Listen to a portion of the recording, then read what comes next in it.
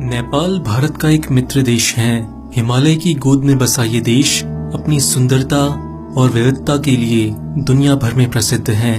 ज्यादातर भारतीयों के दिमाग में नेपाल शब्द आते ही बस एक नेपाली लड़के की इमेज बन जाती है, लेकिन नेपाल बहुत ही विविधता से परिपूर्ण देश है। आज के इस वीडियो में हम नेपाल के बारे में आपको कुछ ऐसी बातें बताएंगे जो आपने पहले कभी नहीं सुनी होगी। तो दोस्तों, इस वीडियो को लास्ट तक जरूर देखिएगा। जब 19वीं और 20वीं शताब्दी में पूरा भारतीय उपमहाद्वीप ब्रिटेन के कब्जे में था, तब नेपाल ही ऐसा देश था जो आजाद था। नेपाल में कोई स्वतंत्रता दिवस नहीं मनाया जाता, क्योंकि नेपाल दुनिया के उन चुनिंदा देशों में से है जो कभी किसी देश का गुलाम नहीं रहा। नेपाल को साउथ एशिया का सबसे पुराना देश माना जाता है। नेपाल में 80 जातीय समूह हैं और 123 से ज्यादा भाषाएं हैं। नेपाल दुनिया के उन अनोखे देशों में से है जहां इतनी विविधता होने के बावजूद भी आज तक कोई दंगा फसाद नहीं हुआ। हिमालय का अधिकांश हिस्सा नेपाल में आता है।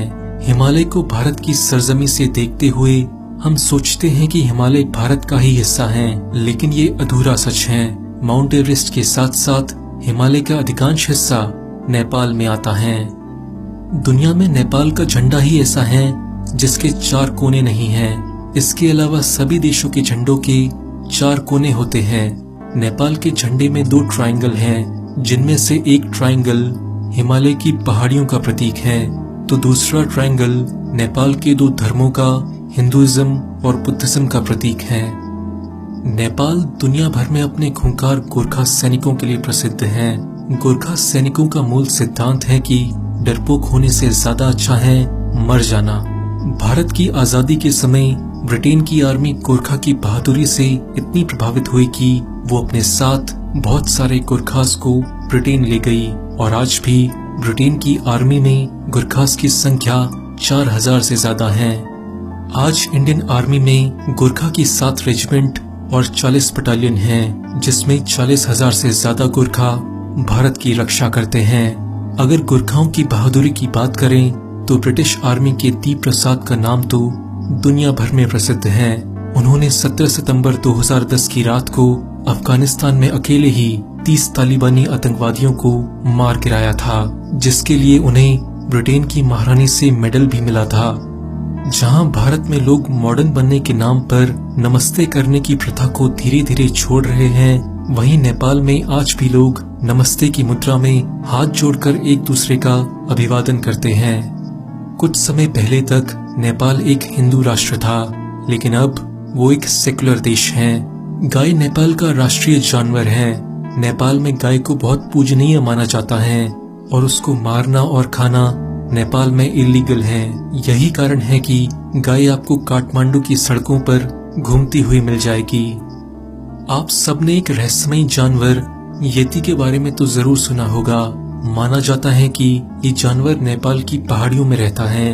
माउंट एवरेस्ट पर सबसे पहले चढ़ाई करने वाले एडमंड हिलेरी ने भी इस जानवर को खोजने के लिए एक अभियान चलाया था।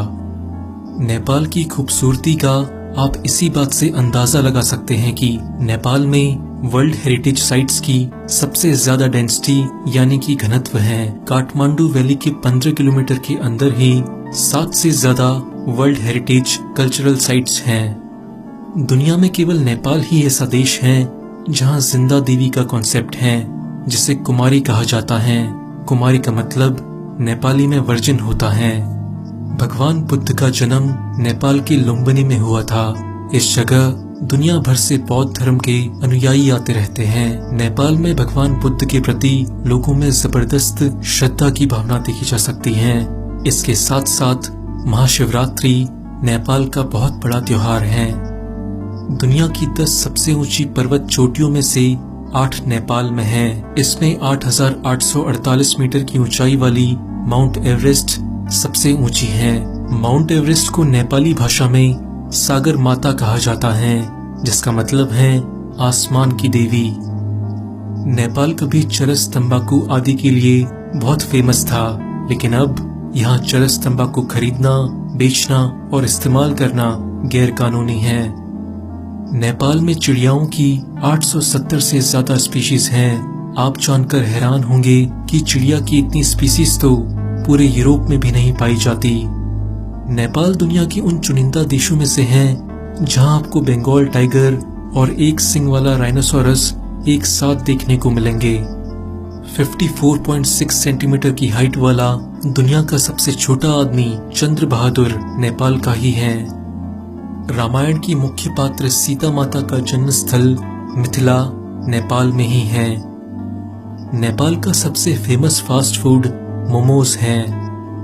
जहां भारत में हर हफ्ते संडे को छुट्टी होती है, वहीं नेपाल में हर शनिवार को छुट्टी होती है। दोस्तों, आज के वीडियो में बस इतना ही। आगे आने वाले वीडियोस